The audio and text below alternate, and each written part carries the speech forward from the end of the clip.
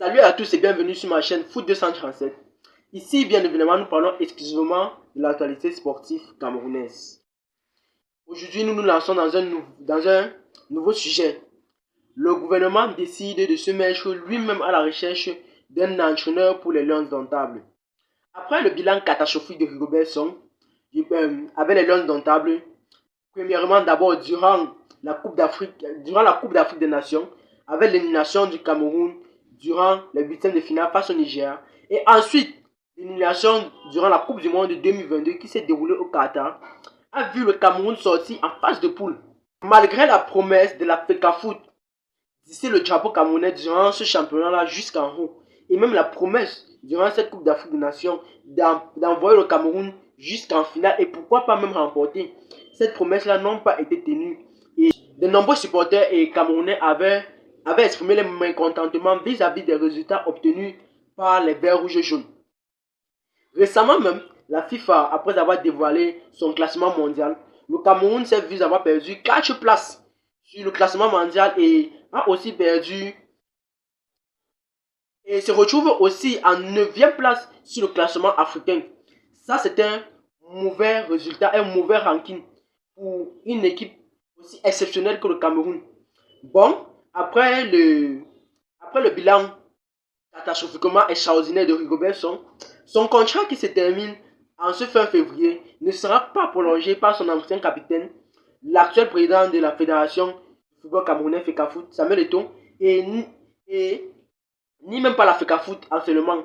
Bon, le rôle de Rigobert Song en tant qu'entraîneur sélectionneur des Lions Indomptables se finit ainsi, avec un total de 23 matchs joués avec les Verts Rouges Jaunes pour 6 victoires, 8 matchs nuls et 9 défaites.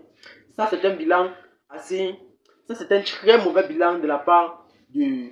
Ça, c'est un très mauvais bilan que nous a offert l'ancien coéquipier de Samuel Eto'o. Bon, c'est après tous ces mauvais résultats-là que le gouvernement camerounais a donc décidé de se lancer personnellement à la recherche d'un entraîneur plus compétent pour les Verts Rouges et Jaunes.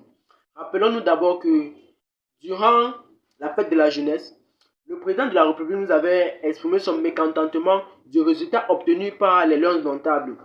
Il jugeait nécessaire que le talent n'est pas tout ce qu'il faut pour obtenir la victoire. Il faut de l'organisation et beaucoup de travail acharné. Il nous avait fait comprendre qu'il avait donné une mission au ministre des Sports, Narcisse Moelle-Kombi. Et bon, nous connaissons déjà alors cette mission-là. Le gouvernement a décidé de se lancer à la recherche d'un entraîneur pour les Verts Rouges et Jaunes. Mais rappelons-nous d'abord que Samuel Eto'o, après que sa démission soit rejetée par la commission exécutive de la FECAFOOT, avait décidé lui aussi de se lancer à la recherche d'un meilleur entraîneur pour les Lions Indomptables. Le clash entre la fédération du football camerounais, la FECAFOOT, et le ministre des Sports et le gouvernement, je ne sais pas comment ça va se dérouler. La FECAFOOT qui décide de se lancer à la recherche d'un entraîneur, puisque d'abord c'est leur rôle à eux, c'est leur travail à eux c'est leur travail de se préoccuper du football camerounais. Mais le gouvernement qui décide de s'incruster et de prendre cette décision-là personnellement. Le chef de l'État décide donc de charger le MINSEP de se lancer à la recherche d'un entraîneur plus compétent pour les Verts Rouges et Jaunes. Les candidatures en tant qu'entraîneur seront lancées et d'ici mars, nous aurons enfin le nom du prochain entraîneur de Lions Indomptables. Donc pour l'heure, les Verts Rouges et Jaunes demeurent d'abord sans entraîneur sélectionneur.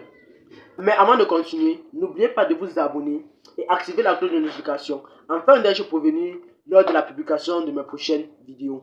Bon, la décision du gouvernement est une nouvelle qui a vraiment surpris beaucoup. Personnellement, moi, ça m'a d'abord beaucoup surpris.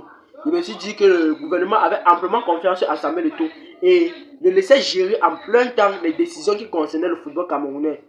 Mais cette dernière décision prise par le chef de l'État montre déjà que sa confiance en la FECAFOOT et à son président sont déjà en train de diminuer. Et c'est une très mauvaise nouvelle pour Samuel Eto'o, vu que le mandat de ce dernier en tant que président de la FECAFOOT se termine d'ici 1 an. Bon, s'il changeait déjà à lancer sa candidature, je ne sais pas comment ça va se passer, mais le fait déjà que le gouvernement ne le favorise plus et décide de prendre en charge quelques responsabilités de la FECAFOOT montre déjà qui ne sont plus en, entente avec le président Samuel Eto'o. Nous allons regarder cette affaire-là et voir comment ça se déroule. Merci pour ceux qui ont jugé de regarder cette vidéo jusqu'à la fin.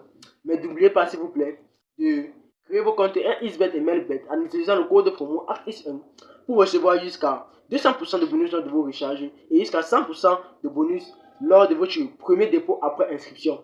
Prenez soin de vous, gardez le sourire, à toujours indomptable. Bye.